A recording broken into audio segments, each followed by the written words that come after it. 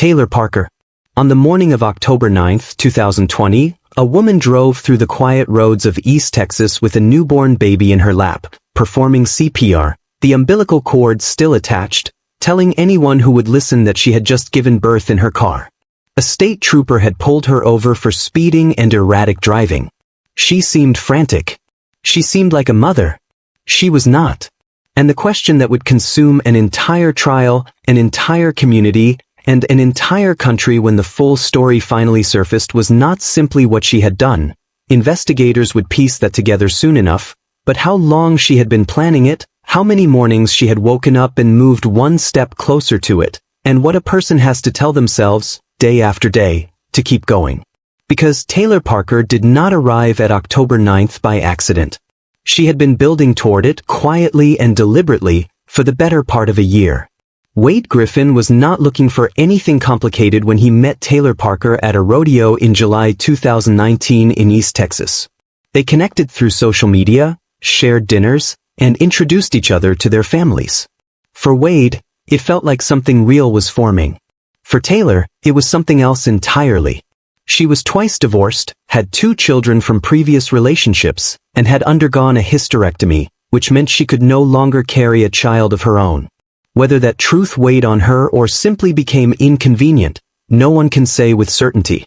What is certain is that she decided it did not matter, because she would find a way around it. In February 2020, Taylor told Wade she was expecting their child. It was not the first time she had made this claim. She had announced a pregnancy only weeks after they started dating, a story that faded without explanation. This time, she committed. She checked into an OB/GYN clinic and posted the updates on social media. She reported what the doctor said, how the blood work looked, how she was feeling. Their friends hosted a gender reveal party in March 2020, complete with a heifer calf wearing a pink bow to signal a girl. Photographs were posted on Facebook. Wade brought his family. Taylor brought a fiction so elaborate that even her own mother, who suspected something was wrong, admitted there was nothing she could do.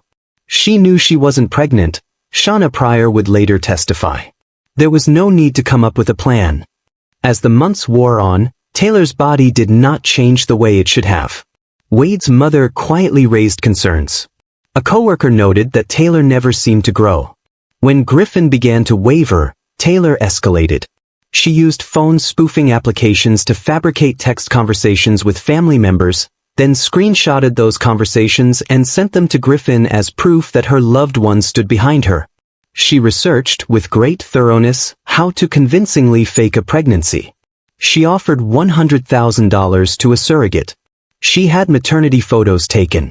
She named their imaginary daughter Clancy Gale, after a name Wade had always liked.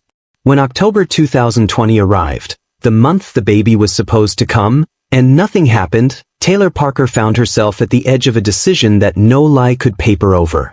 Wade had taken medical leave from his job at a roofing company. Their families were expecting a baby. There was no story left to tell that could hold. And so Taylor Parker stopped telling stories and began doing something far worse. She identified Reagan Simmons Hancock, a 21-year-old wife and mother living in New Boston, Texas, who was 34 weeks pregnant. Reagan and Taylor were acquainted. Taylor had even photographed Reagan's engagement and wedding. On the morning of October 9, 2020, Taylor told Wade she was heading to a hospital in Idabel, Oklahoma, to pre-register for a planned induction. Instead, she drove to Reagan's home. Reagan's 3-year-old daughter was inside the house that morning. Reagan Simmons Hancock fought back. The evidence would show defensive wounds on her hands, a dislocated finger, and injuries across her body that told the story of a young woman who refused to surrender easily.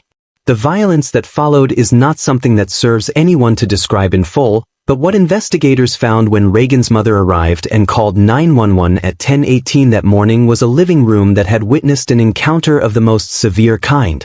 Reagan was gone. And so was her unborn daughter. Later that same morning, a state trooper in Oklahoma pulled over a speeding vehicle driving erratically. Behind the wheel was Taylor Parker, holding a newborn infant in her lap. The umbilical cord was still attached, appearing to come through her clothing as though she had just delivered in the car. She was performing CPR on the child. Emergency medical personnel rushed the infant to McCurtain Memorial Hospital in Idable. Taylor maintained that the baby was hers. But hospital staff quickly determined that Taylor Parker had not given birth. Baby Braxlyn Sage Hancock was pronounced gone at the hospital. She had spent her brief moments of life in the arms of the woman responsible for taking her mother from her. One of Taylor's fellow inmates later testified that Parker had told her she held baby Braxlyn to Reagan's cheek before leaving the house and whispered, "Tell Mama bye." When investigators traced the events backward, the bomb threat called into a hospital, the mysterious fire at Wade Griffin's residence the night before the killing, the digital footprint of research into how to perform a crude procedure on a pregnant woman, the videos watched that same morning about premature infant examinations. The picture that emerged was not of a spontaneous act but of a plan that had been assembled piece by piece over weeks and months. Taylor Parker had not snapped. She had organized. At trial, her defense attorneys argued that Parker had experienced significant trauma in her own life, that her brain showed signs of damage, and that these factors deserved consideration. Prosecutors countered with the evidence of preparation, the months of deception, the targeted research, and the complete absence of remorse. The jury, 6 women and 6 men, deliberated for less than 90 minutes before returning a verdict of guilty on capital murder and kidnapping charges on October 3, 2022. On November 9, 2022, they sentenced Taylor Parker to death, making her the 7th woman on Texas's death row at the time. In victim impact statements delivered before the sentence was handed down, Reagan's mother, Jessica Brooks, addressed Parker directly. "My baby was alive, still fighting for her babies when you tore her open," she said. The grief in that courtroom was the kind that does not leave a room when the proceedings end. It attaches itself to those who carry it and does not let go. In November 2025, the Texas Court of Criminal Appeals unanimously upheld Taylor Parker's conviction and death sentence, rejecting her legal team's arguments in their entirety. The court affirmed that baby Braxlyn Sage had been born alive and thus met the legal definition of a person under Texas law, satisfying the kidnapping element required for a capital murder charge. Her legal team retains the option to pursue appeals at the federal level. No execution date has been set. Taylor Parker now sits in a single-person cell at the Patrick L.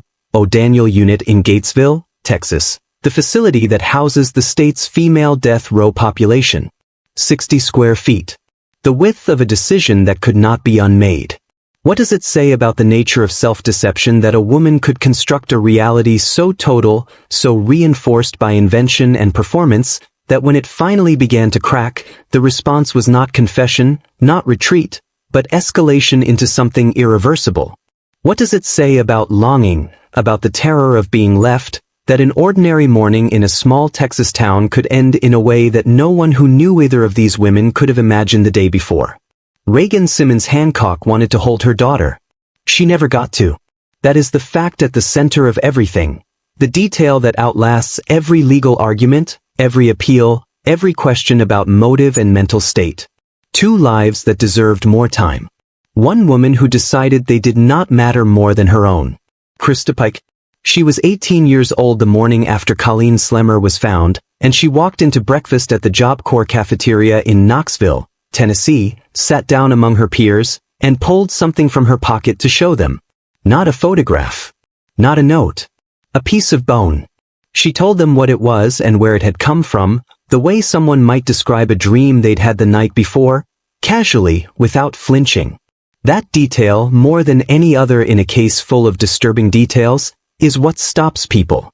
Not the act itself, which courts and investigators would spend years examining, but the morning after. The sitting down. The showing. The telling. What does a person carry inside them that makes that moment possible? Krista Gale Pike was born on March 10, 1976, in Beckley, West Virginia. The life she entered was one that offered almost no stability from the very beginning. Her parents had a turbulent relationship marked by repeated separations, and both were frequently absent in the ways that matter most. Court filings and testimony from people who knew her earliest years described conditions of profound neglect. She was exposed to alcohol before she was born, which medical experts later testified had caused measurable damage to the area of her brain responsible for impulse regulation. By the time she was a young child, she had already witnessed and experienced forms of trauma that no child should encounter.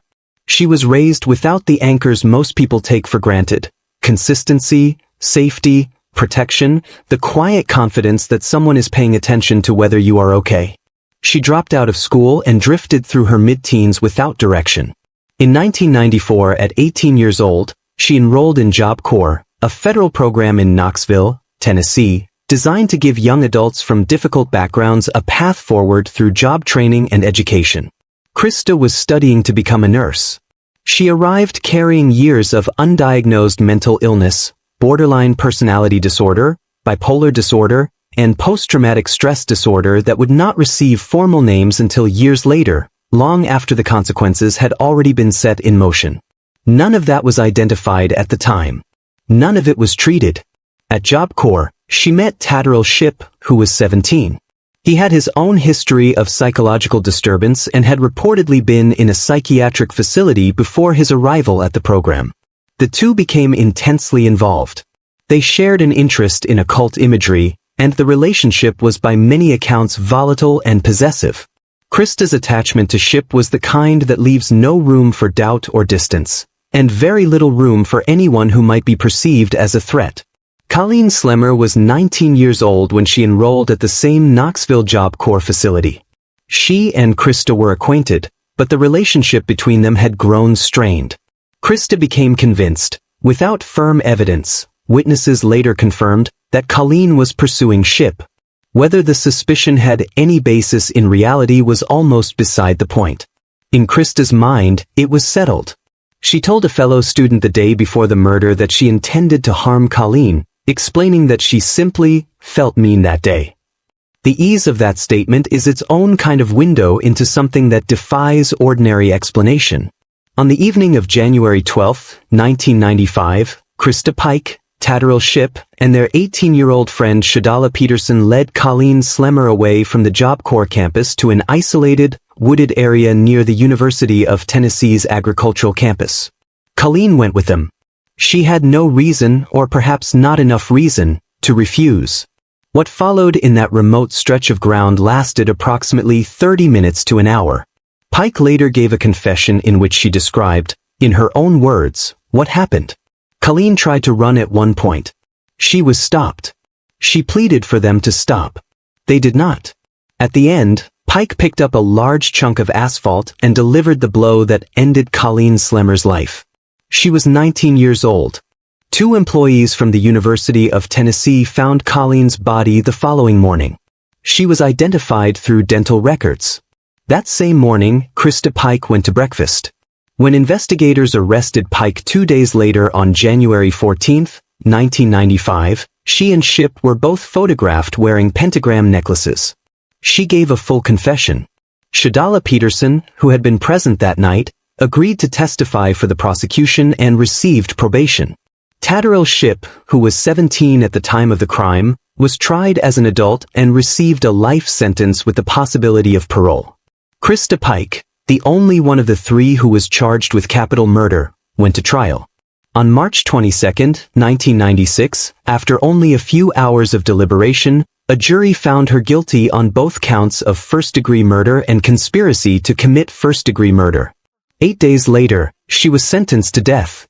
At 20 years old, she became the youngest woman to receive a death sentence in the United States during the post-Furman period, meaning the modern era of capital punishment after the Supreme Court reinstated the death penalty in 1976. Her co-defendant Shipp had been 1 year younger than her at the time of the crime. That single year meant the law drew a line between a life sentence and a death sentence. Both had been there in that wooded area. Only one of them was walking toward an execution. Her time in prison has not been without further incident.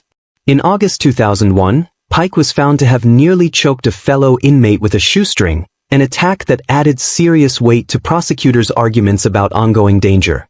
In 2004, authorities uncovered an alleged plan in which Pike attempted to arrange an escape by soliciting the help of a prison guard. These events shaped the state's position each time her appeals came forward. And those appeals came repeatedly. In June 2001, and again in June 2002, Pike petitioned the courts to drop her own appeal and asked to be executed by electrocution. An execution date of August 19, 2002 was set. She then changed her mind. A 3-judge appeals panel intervened and the execution was not carried out. In December 2008, her latest request for a new trial was denied, effectively exhausting her state-level appeals. In 2023, her attorneys filed a motion to reopen her post-conviction proceedings, citing her youth at the time of the crime, her documented brain damage, her history of severe abuse, and legal precedents around juvenile sentencing. That motion was denied.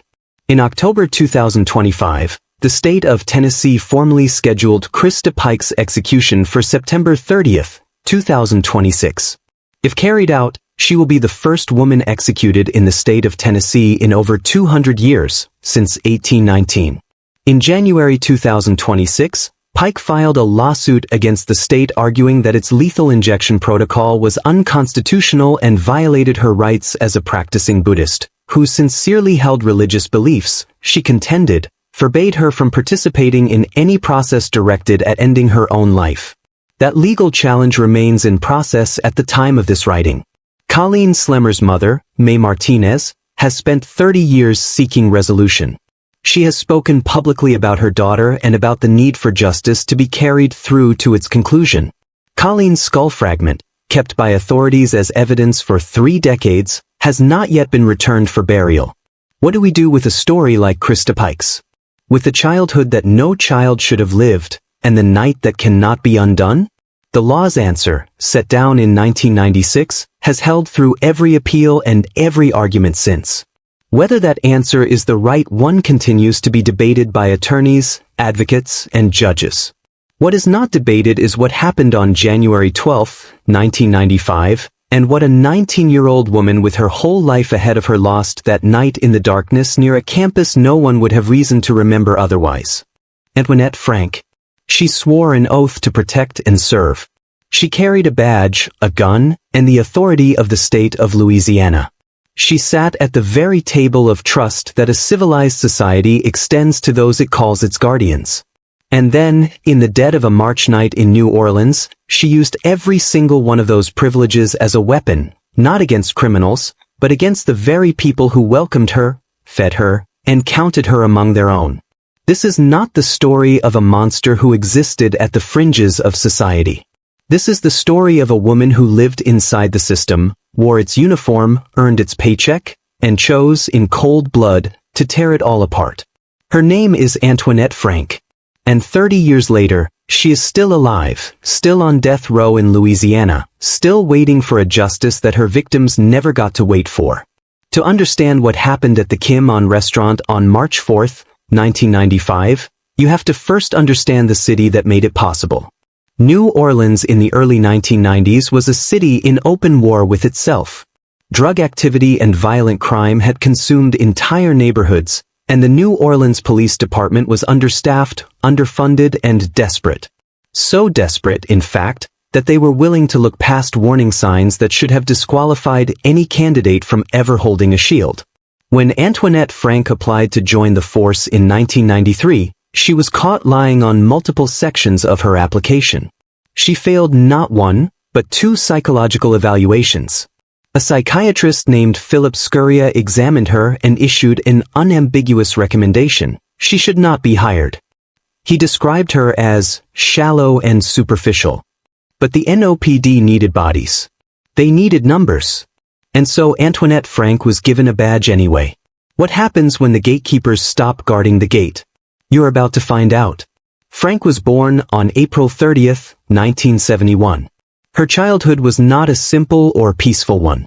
Advocates who later took up her cause would allege years of severe physical and sexual abuse at the hands of her own father, Adam Frank, a man who would later go missing, with human skeletal remains found buried beneath the house the two had once shared.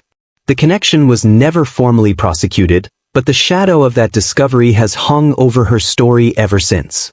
Whatever happened inside the walls of that household, What emerged from it was a young woman who, by every clinical measure, struggled profoundly with empathy, reality, and the boundaries of right and wrong. She was hired into one of America's most dangerous police departments, handed a firearm, and pointed at the streets. It was through her police work that Antoinette Frank came to know the Vu family. The Vus were Vietnamese immigrants who had built something extraordinary in New Orleans East, a restaurant called Kim On, a place of warmth, long hours, and family devotion. The family had come a long way. Patriarch Bich Vu had immigrated from Vietnam in 1981, with his wife and children following a decade later. They had built their lives from scratch, and the Kim On was the beating heart of everything they had worked for. Frank had taken on paid off-duty security shifts at the restaurant. The Vus knew her. They trusted her. They let her into their world. And she was watching. She knew they kept cash on the premises because they distrusted banks. She knew the layout of the kitchen, the cooler, the exits. She knew who would be working on any given night.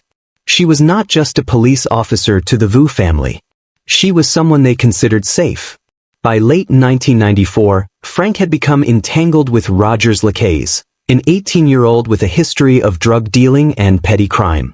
The two developed what observers described as a romantic attachment, and Lacaze quickly became a constant presence in her life.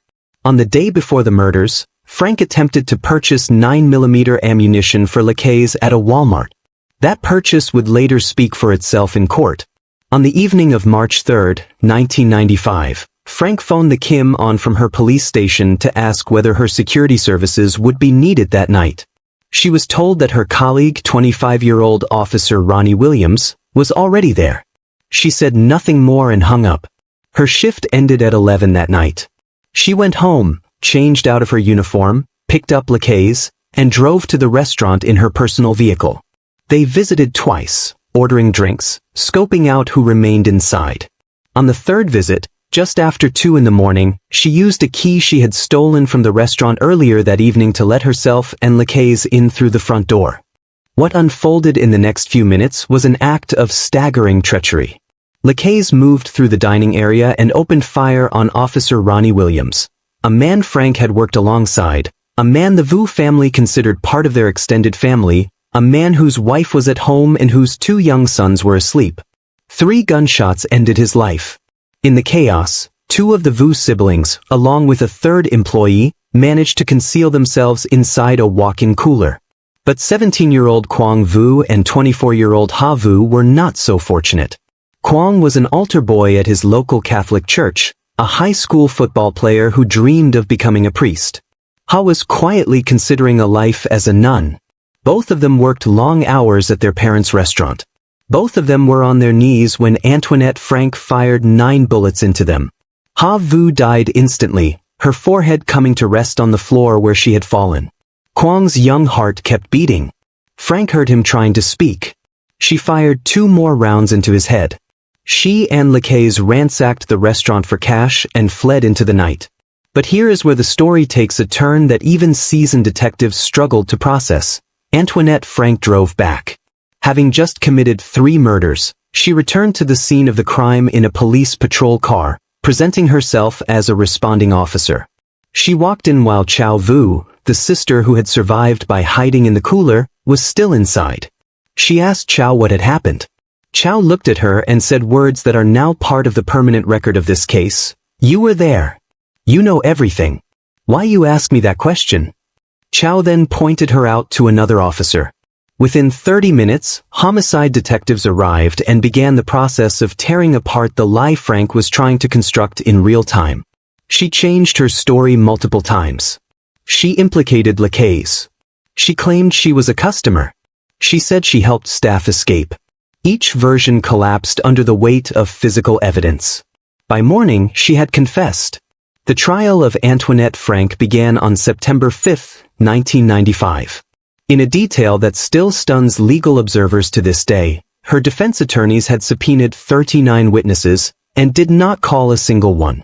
The jury needed only 22 minutes to return a guilty verdict on all 3 counts of first-degree murder, which was, at the time, a record for a capital murder case in New Orleans. The following day, they took 45 minutes to recommend the death penalty. On October 20th, 1995, Judge Frank Morello formally sentenced Antoinette Frank to death by lethal injection. She was 24 years old.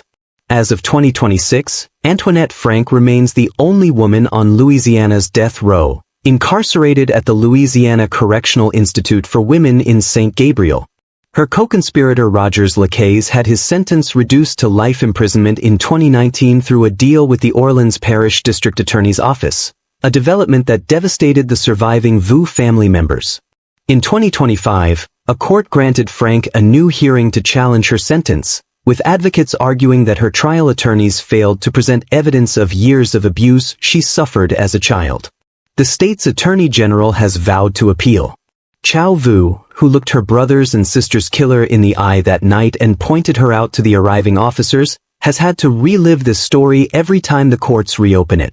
She told reporters that every new hearing brings back all her anger. It never really left. Shauna Ford. Think about what it takes to knock on a stranger's door at night and claim to be a law enforcement officer. Think about the planning that goes into selecting a target, assembling a crew, driving to a neighborhood you've researched, and rehearsing a story that will get you through the front door. Now think about what it takes to do all of that, and bring a 9-year-old girl into the equation as an acceptable risk.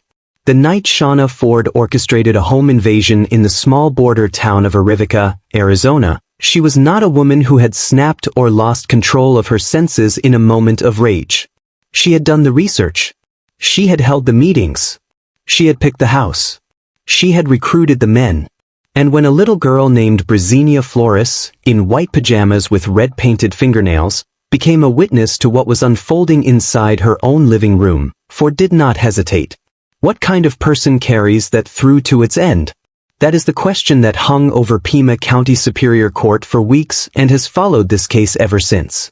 Shauna Ford was born on December 6, 1967, in Everett, Washington.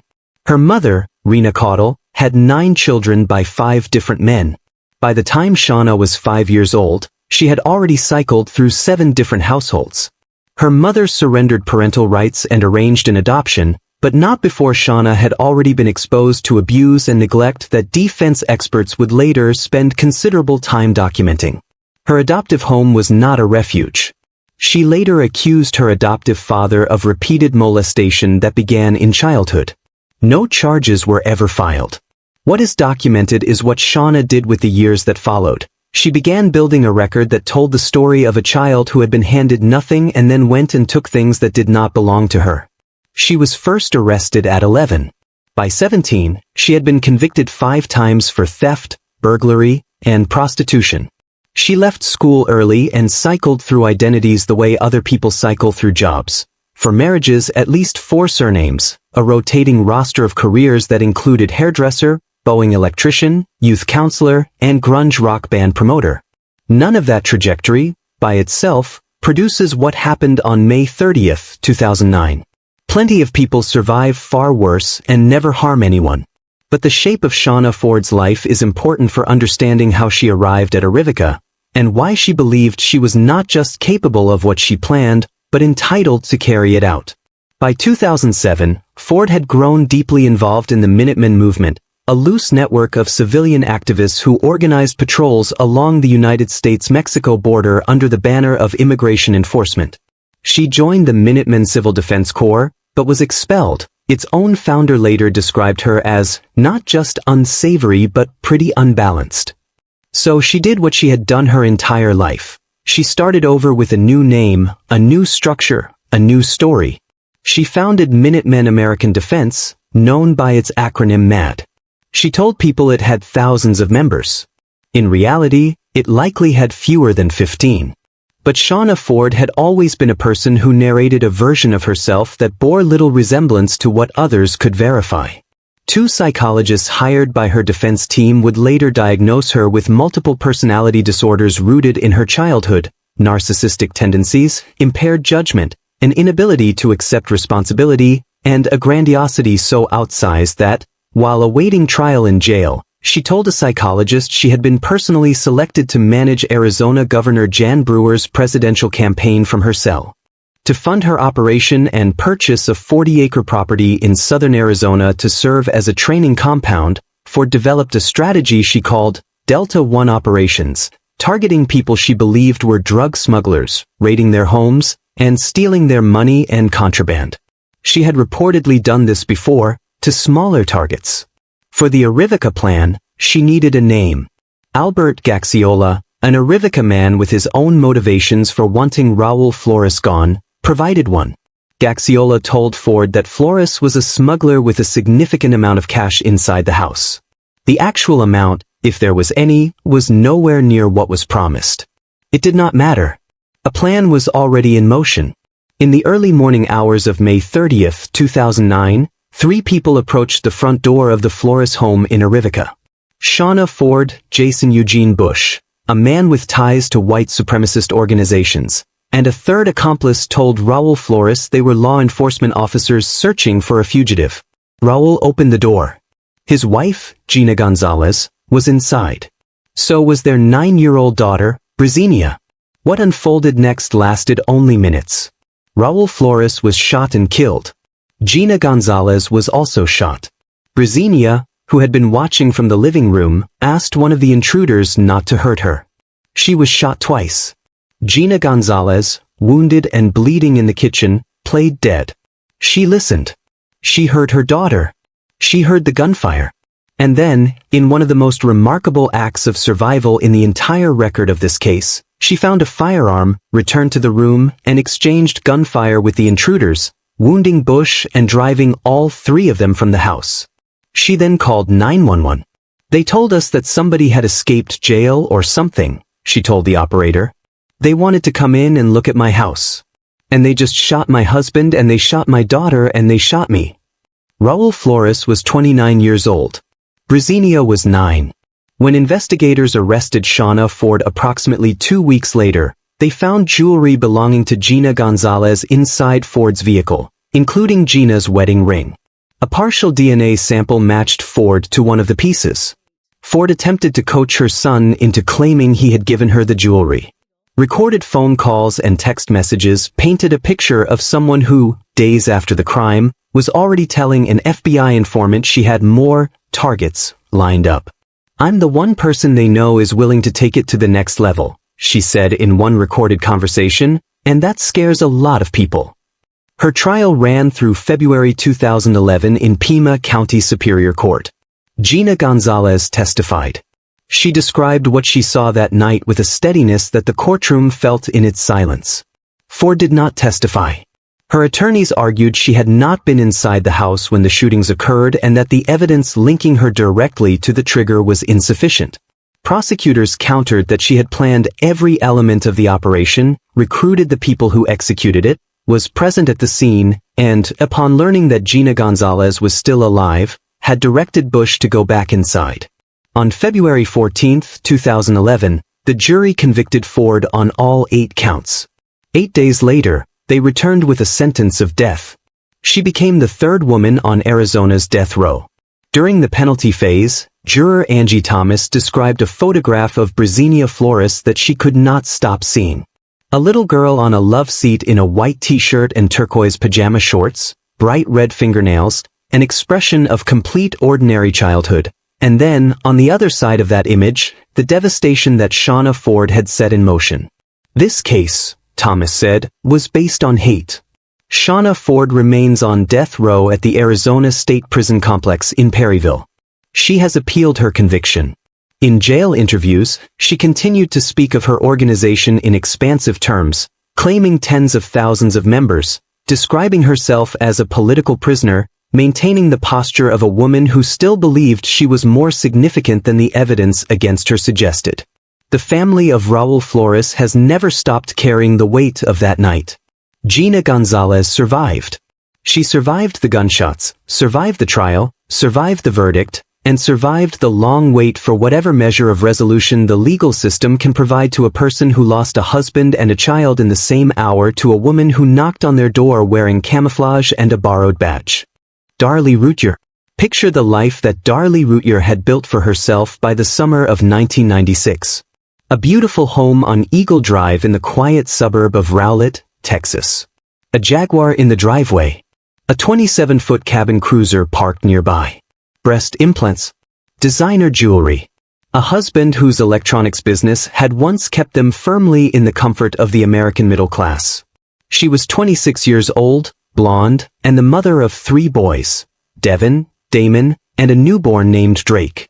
From the outside, there was nothing alarming about Darlie Routier. She was the neighbor you waved at. The woman at the school gate. The young mother who stayed up late watching television with her children. But in the early hours of June 6, 1996, something inside that pretty house on Eagle Drive crossed a line that no amount of appeals, claims of innocence, or courtroom drama has ever fully explained. 2 little boys went to sleep that night and never woke up. And the only adult in the room where it happened was their mother. There is a particular kind of dread that comes with cases like this one. Not the dread of the unknown, but the dread of the all-too-familiar. A quiet neighborhood. A family everyone thought they knew. A woman who seemed perfectly fine. And then, in a single night, a story that unravels and refuses to stop unraveling. Darlie Routier's case has been studied, debated, televised, and written about for nearly 3 decades. It has divided legal scholars, true crime communities, and grief counselors alike. Some believe she is a woman wrongfully condemned, a mother whose bizarre behavior after tragedy was read as guilt rather than trauma. Others look at the evidence and see something far darker. One thing, however, is not debated. Devin Routier, 6 years old, and Damon Routier, 5 years old, were taken from this world in the middle of the night while their father slept upstairs and their infant brother lay beside him in a crib. Whatever the truth is, those 2 boys are gone. And that is where this story must begin.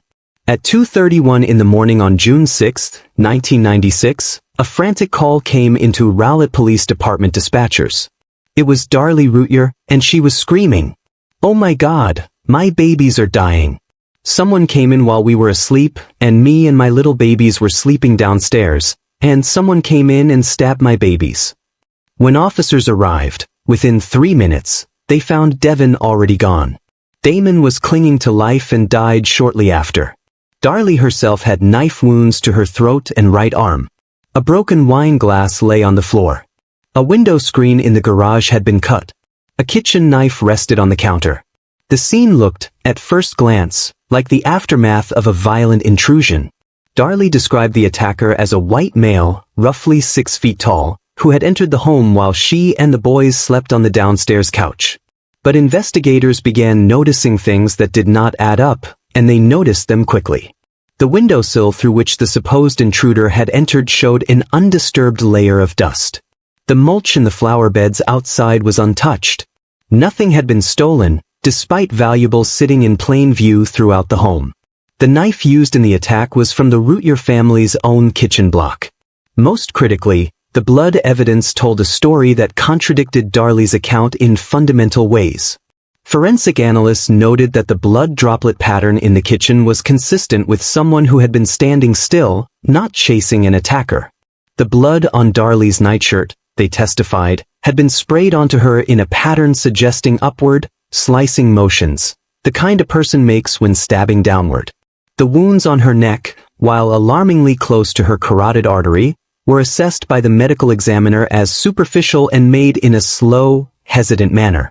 A bloody sock belonging to the Routier household was found in an alley 75 yards from the home, containing the blood of both Devin and Damon. No fingerprints, no hair, no DNA from any unknown person had been connected to the scene. 12 days after the tragedy, Darlie and Darren Routier returned to the police station voluntarily for further questioning. Only one of them walked out. Darlie was placed under arrest on June 18, 1996. Prosecutors built their theory around a motive that felt uncomfortable to name out loud: money. The family's business was struggling. The bank had recently refused them a $5,000 loan. The boys each had a small life insurance policy. Friends who testified at trial described a woman who called herself "Shop Till You Drop Darlie," someone for whom the maintenance of a certain lifestyle carried deep personal weight.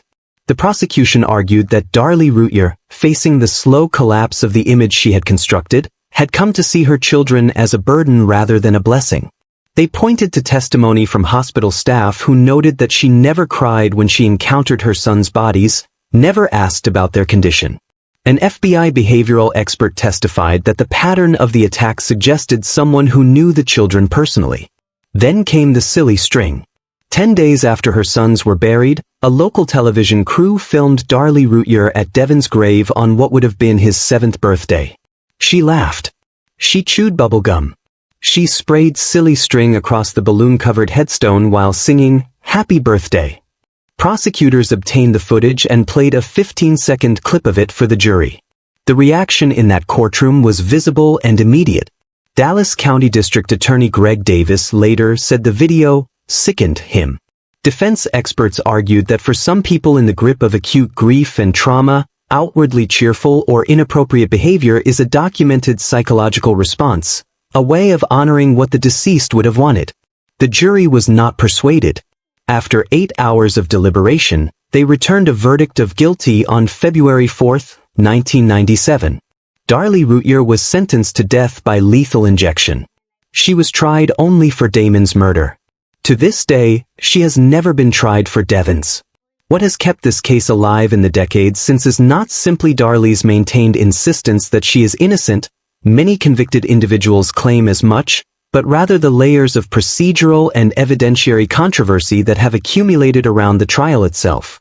Appellate attorney Stephen Cooper made a discovery that stunned the legal community. The court reporter responsible for the trial transcript, Sandra Halsey, had made more than 30,000 errors. Between 40 and 50% of those were classified as significant. Without a reliable transcript, mounting a proper appeal became enormously difficult. The state, rather than granting a new trial, offered Darlie a deal: accept a life sentence and drop her appeal. She refused. DNA testing has been ordered multiple times since 2008, each time as technology advances. As of 2026, results from ongoing testing are still pending. Darren Routier, who divorced Darlie in 2011, has publicly stated he believes she is innocent. Their surviving son, Drake, now a grown man, lives with his father in Lubbock, Texas. Darlie Routier remains on death row at the Mountain View Unit in Gatesville, Texas. She has been incarcerated since 1996, nearly 3 decades, and no execution date has been set. A fingerprint recovered from the crime scene was confirmed in 2002 not to belong to any member of the Routier family, and experts have since been unable to rule out the possibility of an unknown presence in that home. Whether that fingerprint belongs to a phantom intruder, or whether it is simply an artifact of life in a busy household, may ultimately come down to what the pending DNA analysis reveals. Devon would be 35 years old today. Damon would be 34. They never got the chance to grow up, to form opinions, to fall in love, to become anything at all. Whatever the courts ultimately conclude about their mother, that loss is the one fact in this case that has never been in dispute. Linda Carty. She sang in a national youth choir as a girl. She stood before the then Prince Charles and performed a solo. She crossed an ocean to study pharmacology, became a schoolteacher, and eventually worked alongside federal drug enforcement agents at a level most people never get close to. Whatever picture forms in the mind when someone says, "woman on death row in Texas," Linda Carty does not fit it. And that gap between the image and the reality is precisely what makes her case one of the most disputed, internationally scrutinized, and deeply unsettling in the entire history of American capital punishment. Because the question at the center of everything is not simply whether she did it. The question is whether the system that convicted her did its job. Linda Anita Carty was born on October 5, 1958, on the island of St. Kitts in the Caribbean, which was then a British colony. That fact, that she holds British citizenship, would later transform her case into an international controversy, drawing the attention of politicians, human rights organizations, and media outlets across the United Kingdom in ways that few American death row cases ever attract from abroad. But in 1958, none of that was imaginable. She was a girl on a small island, raised by Anguillan parents, who showed enough promise in school and enough talent in music that she was selected to sing for royalty. She later emigrated to the United States in 1982, studied at the University of Houston, became a naturalized American citizen, and worked as a primary school teacher. By most measures, she had built a life. The turn came gradually, and like many of the turns in Linda Carty's story, it is difficult to assess cleanly from the outside. Sometime in the 1980s, she was approached, she has always maintained, by the Drug Enforcement Administration and recruited to work as a confidential informant. Her then-boyfriend, she says she later discovered, had significant connections to drug trafficking, and the DA used that proximity. She was given a code name. She attended briefings. She developed relationships with suspected traffickers, gathered intelligence, and passed it along. By her own account, her work contributed to meaningful seizures of narcotics and put dealers behind bars.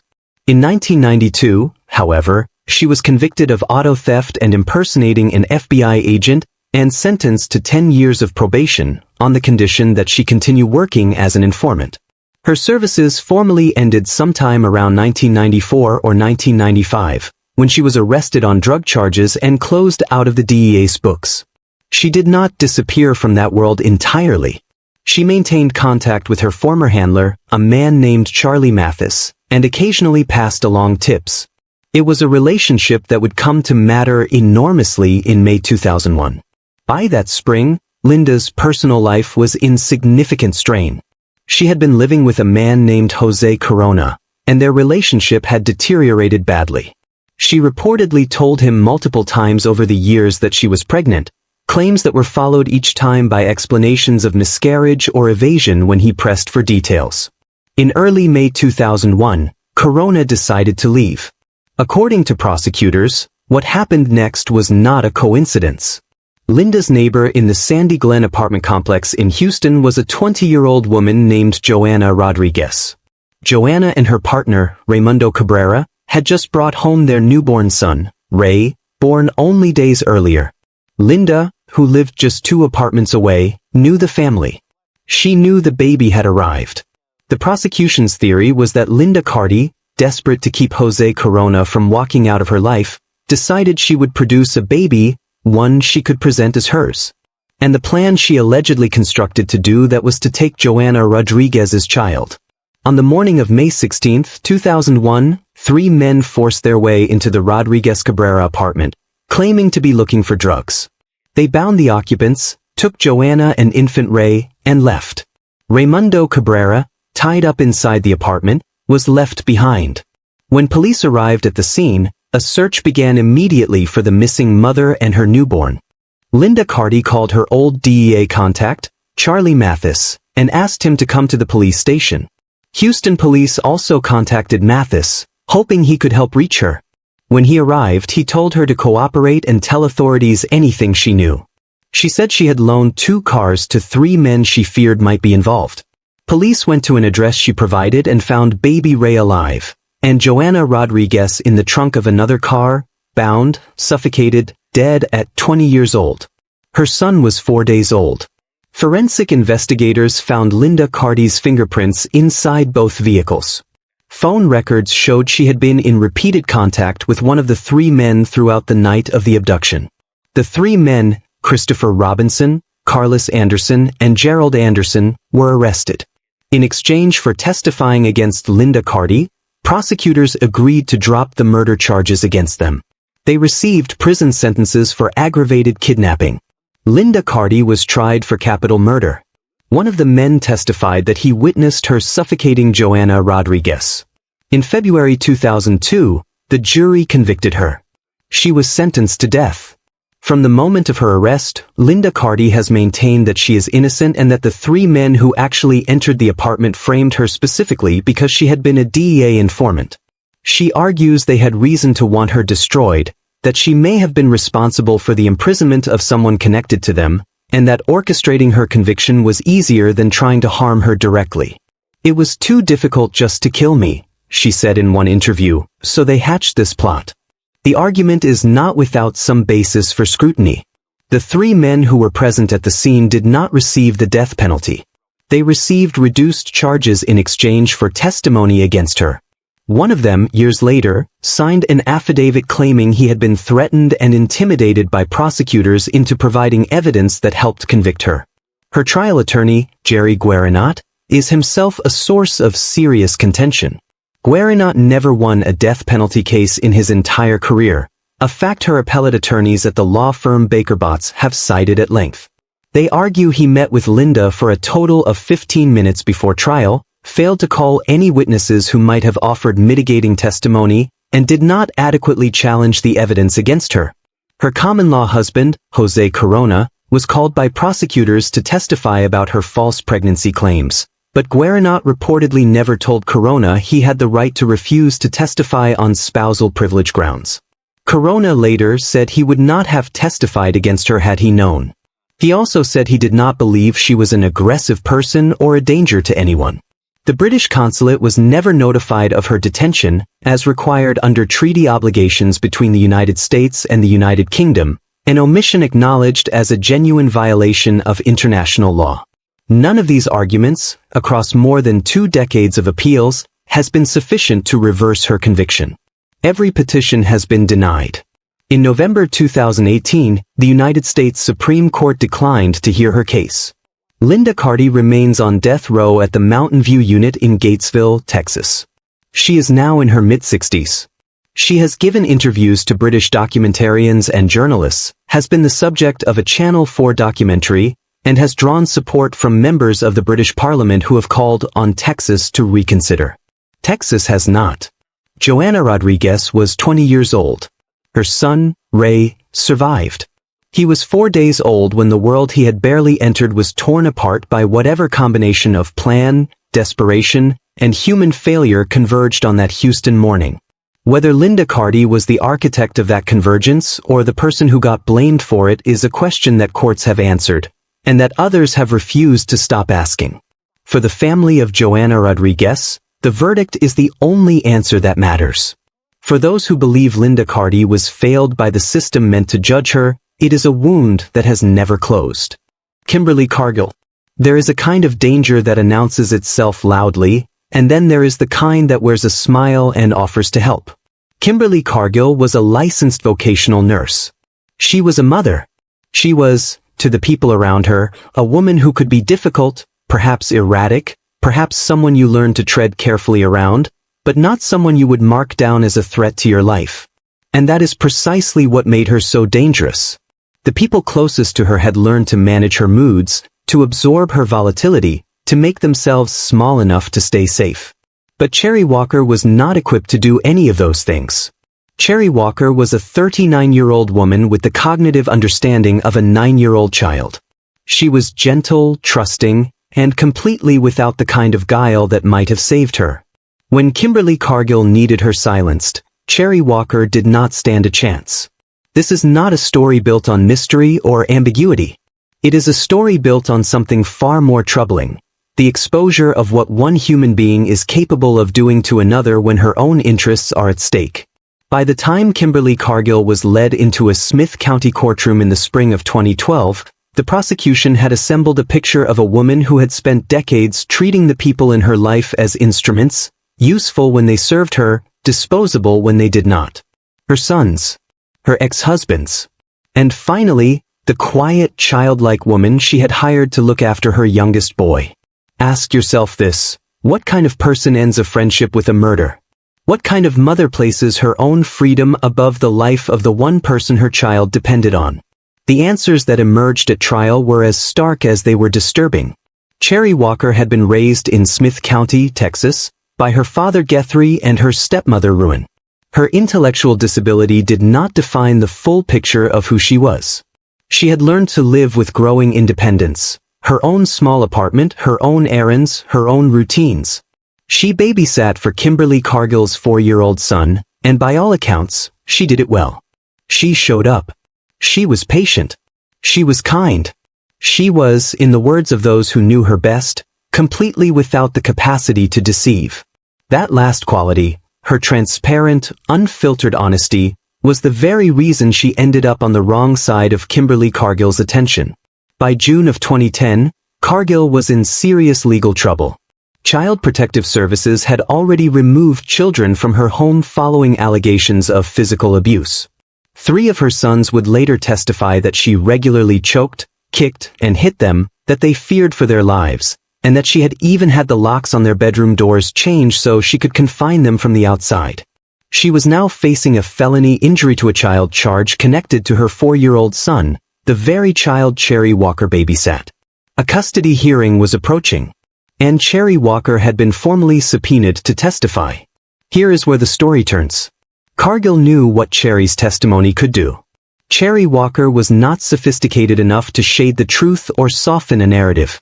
Whatever she had seen inside that household, she would say it plainly and without embellishment, in exactly the way it happened. That kind of witness, in a custody case built around allegations of child abuse, was a genuine threat. On June 18, 2010, the same day Cherry received her subpoena, Cargill reached out to her. She told Cherry not to worry. She told her she would hide her, keep her safe, make sure she did not have to go to court. It was a lie constructed for someone who would never see it coming. Cargill picked Cherry up that evening under the promise of dinner. Whatever happened next, it happened quickly and without witnesses. Cherry Walker died of asphyxiation. Her body was transported to Oscar Burkett Road in Smith County, where it was left face down on the roadside, doused in lighter fluid and set alight. It was Guthrie Walker who spent Father's Day of 2010 on the phone with the Smith County Sheriff's Office, trying to find out whether the partially burned body discovered on that rural stretch of road was his daughter. To us, the autopsy presented a genuine forensic challenge. Because Cherry had a documented history of seizures and the precise mechanism of her death could not be determined with absolute certainty, Cargill built her defense around the claim that Cherry had suffered a fatal seizure in the car, that she had panicked and made a terrible decision in disposing of the body, but that she had not caused the death itself.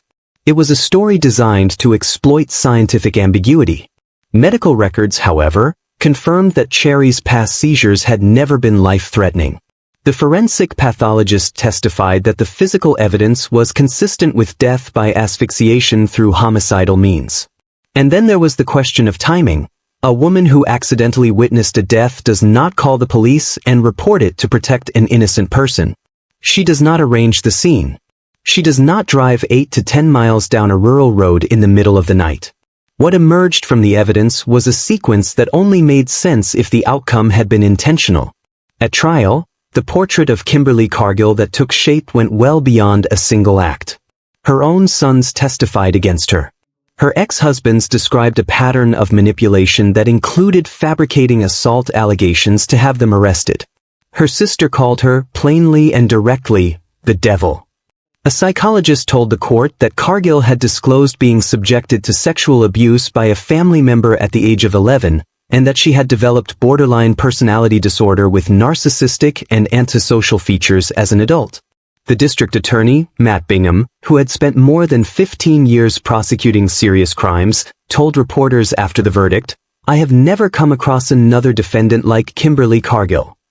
He described her as the most narcissistic, manipulative, and cunning defendant he had ever faced, and said he hoped she would be the last of that kind. The jury needed very little time.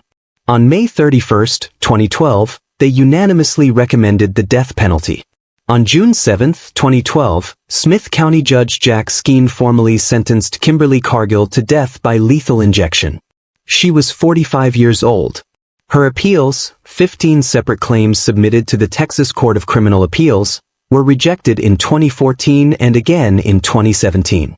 The United States Supreme Court dismissed her appeal on October 30, 2017. At the conclusion of proceedings that day, Cherry Walker's stepmother Ruin addressed Cargill directly in the courtroom. "Cherry loved you," she said. "She did not deserve the terrible thing you did to her." She went on to say that she and Guthrie did not carry hatred for Cargill. "We only have love and pity and compassion for you." That level of grace, extended toward someone who showed none toward Cherry, is perhaps the most quietly devastating detail in this entire case. As of 2026, Kimberly Cargill remains on death row at the Mountain View Unit in Gatesville, Texas.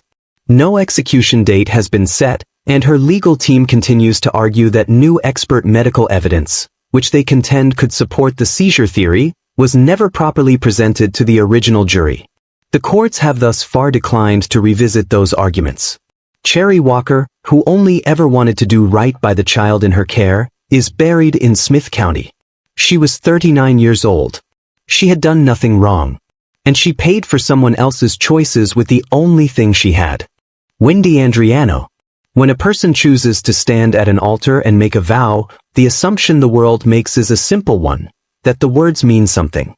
In sickness and in health. For better or for worse. Most people who speak those words never get to find out just how far they are willing to go to honor them. Joe Andriano found out. He spent years fighting a form of cancer that the medical system initially failed to identify correctly, and when the diagnosis finally came, adenoid cystic carcinoma, terminal, he faced what remained of his life with a quiet kind of courage. His wife stood beside him. Neighbors saw a devoted family. A husband and wife, 2 young children, a normal apartment in Ahwatukee, Arizona. What the neighbors did not see was the other life Wendy Andriano had been quietly constructing for herself. The bars, the affairs, the growing resentment, and the plan that was already forming before Joe had run out of time to die on his own. There is a particular kind of cruelty in this case that sits differently from most others. Joe Andriano was already dying.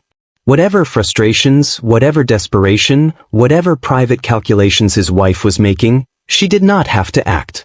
She could have waited. She chose not to. And the question that has circled this case for more than 2 decades is the one every person who hears the story eventually asks. How does someone who watches their spouse suffer through chemotherapy, through physical collapse, through the indignity of terminal illness, how does that person look at that suffering and decide to make it worse? Wendy Elizabeth Andriano was born on August 26, 1970, in Texas. Her early childhood was fractured from the start. Her parents divorced when she was 3 years old, and the home she grew up in was marked by instability, exposure to parental conflict, and what her defense attorneys would later describe as a pattern of neglect and trauma that followed her into adulthood. Her mother remarried, and Wendy was adopted by her stepfather, Alejo Ochoa, taking his surname. At trial, a psychologist testified that Wendy had disclosed being subjected to abuse by a family member in childhood, and that these experiences had contributed to a diagnosis of borderline personality disorder with narcissistic and antisocial features. What that clinical language means in practical terms is that Wendy Andriano had, by the time she was an adult, developed a significant capacity for charm, manipulation, and an acute orientation toward her own needs above all others. She married Joseph Andriano Jr. in January of 1994. For a few years, the marriage appeared to function. But not long after the wedding, Joe began to fall ill. What doctors initially misread as something manageable was eventually identified in 1998 as adenoid cystic carcinoma, a rare and aggressive cancer that left him with a terminal prognosis. He was given roughly a year to live. He tried holistic treatments before eventually beginning chemotherapy. By 2000, he was weak, dependent, and diminishing. Wendy, meanwhile, had given birth to 2 children and was working as an apartment manager. She began going to bars. She began having affairs. And she began, according to prosecutors, looking at her husband not as a person she loved but as an obstacle to a future she wanted more. The evidence that emerged at trial told a story of a plan built in stages. Wendy had attempted to take out a life insurance policy on Joe, going so far as to ask a friend to impersonate her husband during pre-screening conversations with the insurer, because by that point, no company would issue a policy on a man with a terminal diagnosis. The policy was never successfully obtained. She had also filed a medical malpractice lawsuit against Joe's doctors, a suit that could, if successful, have yielded a significant financial payout. Prosecutors argued that Wendy needed Joe's death to trigger access to that money, and that she had chosen to accelerate the timeline herself. The night of October 7th into October 8, 2000, began ordinarily enough. The Andriano family attended a backyard barbecue. They returned to their apartment around midnight. The children were put to bed. What happened over the next several hours was reconstructed at trial through physical evidence, toxicology reports, the testimony of a neighbor who became a key witness, and Wendy's own dramatic account, which the jury ultimately rejected in its entirety. At around 2:15 in the morning, Wendy called a coworker named Chris who lived in the same apartment complex. She told Chris she had a problem and asked her not to ask questions, adding that Joe was on the floor, dying, and that she had not yet called emergency services. When Chris arrived and urged her to call, Wendy did. But when the paramedics came, Wendy met them outside, told them Joe had a do not resuscitate order, and sent them away. She then went back inside the apartment. The paramedics left. Joe, still alive at that point, reportedly told Chris through the door that he had needed help for a long time. Nearly 90 minutes later, Wendy called 911 again. When paramedics returned and were finally allowed inside, they found the apartment had been transformed. Joe was dead on the floor. A broken bar stool was nearby. A large kitchen knife with blood on it. Pieces of a broken lamp. A bloody pillow. Joe's autopsy revealed that he had received more than 20 blows to the back of the skull, producing severe brain hemorrhaging, and that a 13-inch knife had been driven into the side of his neck, severing his carotid artery. His blood also contained traces of sodium azide, a pesticide. Police later found a 500-gram bottle of sodium azide in the Andriano's storage unit, and gelatin capsules filled with the same compound inside the apartment, concealed in a bottle labeled as herbal supplements. Nearly 21 grams were unaccounted for. Wendy had, at some point, apparently been feeding the poison to her already weakened husband, hoping, prosecutors argued, to pass his death off as a heart attack and trigger the malpractice payout. By the time she was on the stand at trial, Wendy had constructed a defense built on claims of domestic abuse she had never reported to anyone during the marriage. She testified for 9 days. She told the jury that Joe had been emotionally, physically, and psychologically abusive, that he had flown into a rage when she revealed her affair, that they had struggled over the knife, and that Joe had ultimately turned it on himself. No witness who knew the couple during their marriage corroborated any of it. The jury, after deliberating for 8 hours at the conclusion of an 88-day trial, returned a verdict of guilty on November 18, 2004. On December 22, 2004, Judge Brian Ishikawa sentenced Wendy Andriano to death. The jury had found one aggravating factor, that the murder had been committed in an especially cruel manner.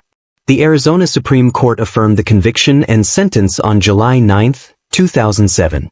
Her appeals have continued to move through both state and federal courts in the years since. In 2023, the U.S. Court of Appeals for the Ninth Circuit ordered that her case be returned to Maricopa County Superior Court for a post-conviction hearing related to her death sentence. As of 2026, that process remains unresolved and no execution date has been set. Wendy Andriano remains incarcerated at the Lumley unit of the Arizona State Prison Complex in Perryville, Arizona, one of only 3 women currently on Arizona's death row. Joe Andriano was 33 years old when he was killed. He had already survived more suffering in the preceding years than most people experience in a lifetime. He was too weak to defend himself against the person who was supposed to be his partner through all of it. That detail, more than any other, is the one that stays with you. Blanche Taylor Moore. Picture the woman your neighbors trust with a casserole dish. The woman who volunteers at church, visits the sick, and carries scripture on her lips as easily as she carries a smile. The woman described, by those who knew her best, as an average, ordinary neighborhood lady. Now consider that over the span of roughly 2 decades, the men closest to that woman, her father, her first husband, her longtime boyfriend, and finally the pastor she married, all developed the same agonizing, inexplicable illness. And consider that not one of them suspected her. Not one. Because when a woman quilts her identity out of devotion, warmth, and faith, the last thing anyone thinks to ask is what she might be putting in the food. That is the particular and profound story of Blanche Taylor Moore. A woman who proved that the most enduring disguise a person can wear is the one that looks exactly like goodness. Blanche Kaiser was born on February 17, 1933, in Concord, North Carolina, the daughter of a man who called himself a minister and behaved like neither a minister nor a father. Parker Davis Kaiser Sr. drank, womanized, and by multiple accounts subjected young Blanche to forms of exploitation that no child should ever experience. Starting when she was approximately 12 years old, her father reportedly sent her out to pay off his gambling debts in the most damaging way imaginable. She left home as soon as she could. At 19, she married James Napoleon Taylor, a Korean War veteran, and stepped into the role she would play for the rest of her visible life: devoted wife, church-going woman, hard worker. She took a job at a Kroger supermarket in Burlington, North Carolina, eventually becoming head cashier. She and James had 2 daughters together. For 21 years, by outward appearances, she was simply a woman building a life. In 1973, Blanche found James unresponsive in bed one morning. He was 45 years old.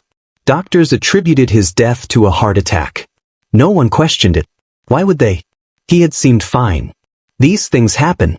Life went on, and Blanche, attractive and composed in grief the way she was composed in everything, did not stay single for long. She began a relationship with Raymond Carlton Reed, a divorced assistant manager at the same Kroger where she worked.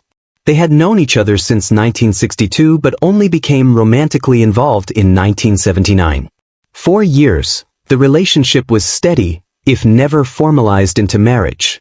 Raymond's son later described Blanche as polite and very good at manipulating to get her way. He said it without knowing, at the time, exactly how precisely accurate that observation was. On Easter Sunday of 1985, Blanche attended a service at Carolina United Church of Christ in Alamance County and met a divorced pastor named Dwight Moore. Something shifted. She began seeing him quietly, carefully, while maintaining her relationship with Raymond Reed. In 1986, Raymond grew ill. What began as what doctors believed was a severe case of shingles progressed into something more confusing, more debilitating: neurological deterioration, weakness, the slow unraveling of a man who had been in reasonable health. He was hospitalized in April of that year. Blanche visited him faithfully, bringing food from home. 53 witnesses would later testify to those hospital visits. Raymond Reed died on October 7, 1986. Doctors recorded the cause of death as Guillain-Barré syndrome, a rare autoimmune disorder whose symptoms, it would later emerge, bear a striking resemblance to those of arsenic poisoning. Blanche convinced his family not to request an autopsy. "He's been cut up enough," she reportedly told them. "He wouldn't want this." They listened to her. She was the executor of his will. She inherited a portion of his estate. Blanche and Dwight Moore married on April 19, 1989, after years of quiet courtship. They honeymooned in New Jersey. They returned on a Monday. By Wednesday, Dwight had collapsed after eating food his new wife had prepared. Over the following weeks, he was transferred between hospitals as his condition deteriorated in ways that confounded his doctors. He had told them he had been working with an herbicide near the honeymoon, an explanation that initially seemed to account for his symptoms. But his decline continued. Physicians at North Carolina Memorial Hospital in Chapel Hill ordered a full toxicology screen. The results came back on March 13 of 1989 and stopped everyone in the room. Dwight Moore had 20 times the lethal dose of arsenic in his system, the highest concentration ever recorded in a living patient in the hospital's history. He had survived it only because, as investigators later noted, he possessed an unusually strong constitution. He lost the full use of his hands and feet. He did not lose his life. He was the lucky one. From his hospital bed, Dwight mentioned something that investigators found worth following. A former boyfriend of Blanche's had died of what was called Guillain-Barré syndrome. That thread led directly to Raymond Reed. Exhumation was ordered. What the autopsy found in Reed's body was not the trace of a disease. It was arsenic, at levels 30 times higher than normal, concentrated in his hair in a pattern that told the story of repeated exposure over many months. His death was reclassified as arsenic poisoning. Investigators then exhumed James Taylor, Blanche's first husband, dead since 1973 and long assumed a victim of nothing more than a heart at its natural limit. His arsenic level was 60 times the normal range. He too had been poisoned. Further exhumations revealed elevated arsenic in the remains of Blanche's own father and her mother-in-law, Isla Taylor. The names of more than 30 people ultimately arose during the investigation as possible victims. An FBI agent described the atmosphere that followed as marked by a good bit of hysteria. The arsenic, investigators determined, had been introduced through an odorless, colorless ant killer called Anti-Ant, which Blanche had actually asked Dwight to purchase for her before their wedding. She had been bringing it to Raymond Reed in hospital food. She had almost certainly been using it for years before that, in quantities calibrated not for a single dramatic conclusion but for something slower, something that looked, from the outside, like illness, like bad luck, like the kind of suffering that surrounds certain people through no fault of their own. At trial in Winston-Salem in November 1990, prosecutors presented a portrait of a woman who had poisoned her way through her romantic life for financial gain and freedom to move on to the next man. Lead prosecutor Janet Branch detailed the suffering of the victims with such emotional precision that she broke down twice during her address to the jury. The defense noted Blanche's own history of profound childhood abuse and offered the argument that she was not a calculating predator but a deeply damaged woman. The jury deliberated for 3 days before returning a guilty verdict on November 14, 1990. Blanche Taylor Moore was sentenced to death. She has been on death row at the North Carolina Correctional Institution for Women in Raleigh for more than 3 decades. North Carolina has not carried out an execution since 2006, and given Blanche's age and health, she has undergone multiple rounds of chemotherapy and radiation for recurring cancer. It is widely understood that she will most likely die in prison before any execution date is ever set. She turned 92 in February of 2025, making her the oldest woman on death row in the United States. In her cell, it is said, she writes poetry.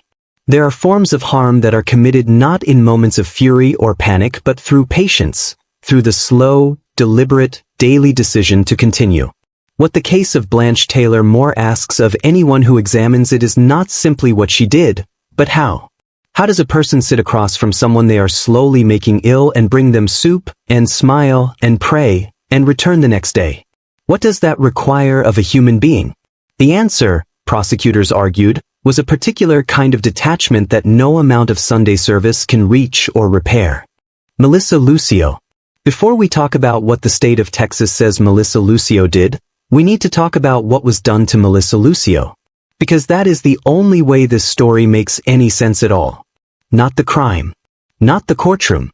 Not the death sentence. The only starting point that gives you the full picture is a life, 56 years of it, lived almost entirely inside the architecture of other people's violence. A father who was gone before she could know him. A childhood in the Rio Grande Valley where a family member began abusing her sexually when she was 6 years old. A marriage at 16, consented to by her own mother, to a man addicted to drugs and alcohol who would eventually abandon her with 5 children. A second relationship that brought 7 more children and, by her attorney's account, continued the cycle of harm. By the time she was 35 years old, Melissa Lucio had given birth to 12 children, suffered multiple miscarriages, been diagnosed with post-traumatic stress disorder and depression, and never once filed a charge against anyone who hurt her. She had learned, the hard way and over many years, to stay silent and to absorb. That lesson would become the most devastating fact in her case. What happened on the night of February 17, 2007, is a question that an entire legal system has now spent nearly 2 decades trying to answer, and it still has not managed to get it right. What is not in dispute is this. 2-year-old Mariah Alvarez, Melissa's youngest daughter at the time, was found unresponsive in the family's Harlingen, Texas home, was transported to a hospital, and was pronounced dead. What Melissa told police was exactly what she had told them from the very first moment, that 2 days earlier, on February 15th, during the family's move to a new apartment, Mariah had fallen down a dangerously steep exterior staircase. She had seemed to recover. She had gone to sleep that evening and never woken up. It was a story that, at the time, investigators chose to dismiss almost immediately.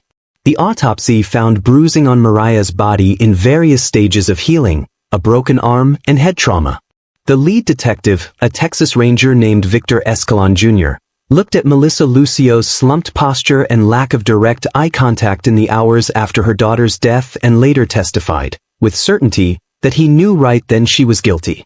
That certainty would drive everything that followed.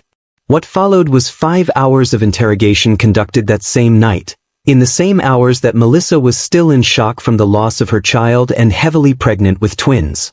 The officers used maximization and minimization techniques, a set of interrogation methods well documented in criminology for their ability to produce confessions from people who are suggestible, trauma-affected, or cognitively impaired.